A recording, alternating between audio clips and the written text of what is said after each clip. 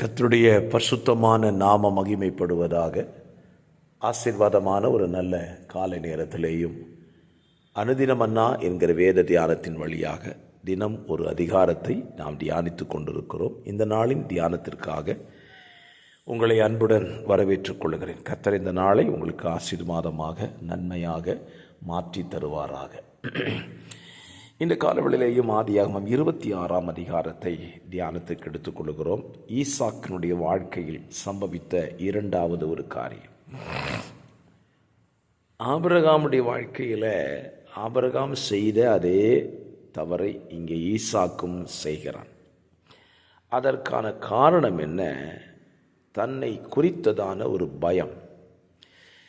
தன்னை யாராவது கொன்று விடுவார்கள் என்கிற ஒரு பயத்தினாலே ஆபிரகாமும் ஒரு தவறு செய்தான், ஈசாக்கும் ஒரு தவறு செய்கிறான். என்ன தவறு பாருங்கள்.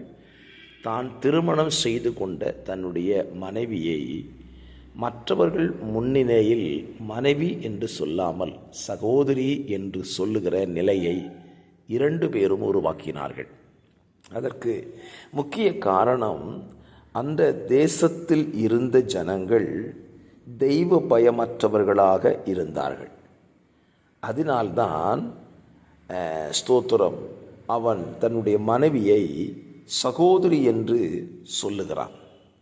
ஆபிரகாமும் தன்னை விசாரித்த அந்த ராஜாவினிடத்தில் சொல்லும்போது சொல்லுவான், இந்த நிமிடத்தில் தெய்வ பயம் இல்லை, ஆகவே என்னை ஸ்தோத்திரம் கொன்று போட்டு என் மனைவியை எடுத்துக்கொள்வார்கள் என்று பயந்து சொன்னேன் என்று சொல்லுகிறான். இங்கேயும் ஈசாக்கும் இந்த வசனத்தில் ஸ்தோத்திரம் தன்னுடைய மனைவியை சகோதரி என்று சொன்னதினாலே அந்த ஸ்தோத்திர தேசத்தில் இருந்த ராஜாவுக்கு ஒரு உண்மை தெரிகிறது. பாருங்கள், ஸ்தோத்திரம் ஸ்தோத்திரம் ஸ்தோத்திரம் ஸ்தோத்திரம். இந்த அதிகாரத்தில் ஈசாக்கை அழைத்து 9ஆம் வசனம், அவள் உன் மனைவியாய் இருக்கிறாளே, பின்ன ஏன் அவளை உன் சகோதரி என்று சொன்னாய் என்று கேட்கிறான். அந்த ராஜா சொல்லும்போது, உன்னை சகோதரி என்று சொன்னதினாலும் உன் மனைவியை வேறொருவர் எடுத்துக்கொள்ளக்கூடிய சூழ்நிலை ஏற்பட்டிருக்குமே என்று சொல்லி அவன் ஈசாக்கை பார்த்து கேட்கிறான். அதுக்கு ஈசாக்கினுடைய பதிலை பாருங்கள். ஸ்தோத்திரம் ஸ்தோத்திரம். அதற்கு அபிமெலேக்கு ஏன் இப்படி செய்தான் என்று கேட்ட பொழுது ஸ்தோத்திரம் ஈசாக்கினுடைய பதில் ஸ்தோத்திரம் தேவனுடைய வார்த்தையை தான் அவன் சொல்கிறான். நான் சாகாதபடி, அவள் நிமித்தம் நான் சாகாதபடிக்கு இப்படி சொன்னேன். உயிரை குறித்த பயம் அவனுக்கு இருந்துச்சு. ஸ்தோத்திரம். என்னை கேட்கிற அருமையான கர்த்தருடைய பிள்ளைகளை, நம்முடைய குடும்ப வாழ்க்கையில் நம்மை குறித்த பயம் என்பதை பார்க்கிலும் நம்முடைய குடும்ப வாழ்க்கை என்பது மிக மிக முக்கியம். மனைவியை மனைவி என்று சொல்ல வேண்டும், கணவனை கணவன் என்று சொல்ல வேண்டும், சபை விசுவாசிகளை விசுவாசி என்று அழைக்க வேண்டும், ஊழியர்களை ஊழியர்னு அழைக்கணும்.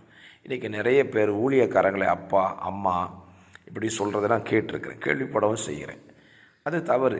ஊழியர்களை ஊழியர்கள் தான். அவர்கள் ஒரு நாளும் தகப்பனாய் மாற முடியாது. தகப்பன் என்பவன் யார்? நமக்கு எல்லாருக்கும் இரட்சகராய் இருக்கிறவர் தான் நம்முடைய தகப்பன். உலகத்தில் பெற்றோர்கள் இருக்கிறார்கள், ஆனால் ஒரு சபை விசுவாசிக்கு ஊழியர்கள் ஊழியர்கள் தான். விசுவாசிகளையும் ஊழியர்கள் என்று தான், விசுவாசிகள் என்று தான் நாம் அழைக்க வேண்டுமே தவிர, அநேகருடைய வாழ்க்கையை பார்த்தீங்கன்னா விசுவாசிகளை உறவு சொல்லி கூப்பிடுறது, மச்சாங்கிறது, மாப்பிள்ளைங்கிறது, இதெல்லாம் நம்ம வாழ்க்கையில் கிறிஸ்தவ வாழ்க்கையில் தவறுகள். ஈசாக்கு தன் மனைவியை சகோதரின்னு சொன்னதுனால அவன் சந்தித்த பிரச்சனையை பாருங்கள். ஸ்தோத்திரம். கர்த்தர் நல்லவர். இந்த காலனுடைய இன்னொரு நல்ல சிந்தையை நாம் இந்த ஈசாக்கினுடைய வாழ்க்கையில் நம்ம தியானிக்கலாம். என்னது அப்படி பார்த்தீங்கன்னா, ஸ்தோத்திரம் ஈசாக்கை தேவன் ஆசீர்வதிக்கிறார். அதனுடைய 12ஆம் வசனத்தில், ஈசாக்கு அந்த தேசத்தில் விதை விதைத்தான், கர்த்தர் அவனை ஆசீர்வதித்ததினால் அந்த வருஷத்தில் 100 மடங்கு பலன் அடைந்தான் என்று எழுதப்பட்டிருக்கிறது. கர்த்தர் ஈசாக்கை ஆசீர்வதித்தா, அவன் 100 மடங்கு பலனை அடைந்தான். அதற்கான ஒரே ஒரு காரணம், கர்த்தர் சொன்ன தேசத்தில் ஈசாக்கு விதை விதைத்தான். இந்த காலவெளியில் தருகிற சிந்தை அப்படியே உங்களுக்கு சொல்லுகிறேன். கர்த்தர் உங்களுக்கு தந்த தேசத்தில் விதை விதையுங்கள், அது ஆசீர்வதிக்கப்படும். கர்த்தர் சொல்லாத இடத்துல போய் விதையும் விதைக்கக்கூடாது. இன்றைக்கி ஊழியர்களாய் நீங்கள் இந்த வார்த்தையை கேட்பீர்களானால் நான் உங்களுக்கு சொல்லுவேன், கர்த்தர் உங்களுக்கு கொடுத்த இடத்தில் ஸ்தலத்தில் ஊழியத்தை செய்யுங்கள், அங்கே விதையை விதையுங்கள். கர்த்தர் கொடுக்காத இடத்துல போய் நீங்கள் விதைச்சி அங்கே விதையை விதைக்க மாட்டீங்க, களையத்தான் விதைப்பீங்க. அது விதையாய் ஒரு நாளும் முளைக்காது, களையாதான் முளைக்கும். இன்றைக்கு அந்த நிறைய காரியங்களை என்னுடைய கண்கூடாய் நான் பார்த்து கொண்டிருக்கிறேன். கர்த்தர் கொடுத்த தேசத்தில் விதை விதைச்சா விதை தானியமாகும், அது களஞ்சியத்தில் சேரும், அது ஆசீர்வாதமாக உங்கள் வாழ்க்கையில் இருக்கும். விசுவாசிகளாக இந்த வார்த்தைகளை கேட்பீர்களானால் நான் உங்களுக்கு சொல்லுவேன், கர்த்தர் உங்களுக்குன்னு கொடுத்த இடத்துல விதையுங்கள், மறந்து விடாதீர்கள். கொடுத்த இடம், கொடுத்த சபை, கொடுத்த ஆலயத்தில் உங்கள் விதையை விதையுங்கள். அது உங்களுக்கு 100 மடங்காய் பலன் கொடுக்கும். நீங்கள் உங்கள் விதையை உங்கள் ஆலயத்தில் விதைக்காமல் வேற எங்கேயாவது கொண்டு போய் விதைச்சிங்கன்னா ஆசீர்வாதம் வரவே வராது.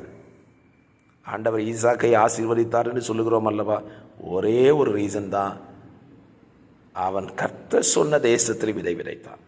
ஆகவே இந்த காலவெளியிலேயும் வார்த்தை கேட்டுக்கொண்டிருக்கிற கர்த்தருடைய பிள்ளைகளே, உங்கள் வாழ்க்கையில் கர்த்தர் சொன்ன தேசத்தில் விதைக்கிறீங்களா? ஆசீர்வாதத்தை பார்ப்பீர்கள். ஜெபிக்கலாமா? பரிசுத்தமுள்ள நல்ல பிதாவே, இந்த நல்ல காலவெளியிலேயும் இந்த அதிகாரத்தில் எங்களுக்கு சிந்தைக்கு தந்தபடி எங்களுடைய உறவுகளை சரியாய் நாங்கள் புரிந்து வைத்திருக்கட்டும்.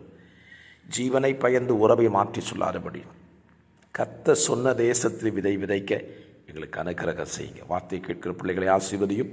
இயேசுவின் நாமத்தில் ஜெபிக்கிறேன் நல்ல பிதாவே, ஆமேன்.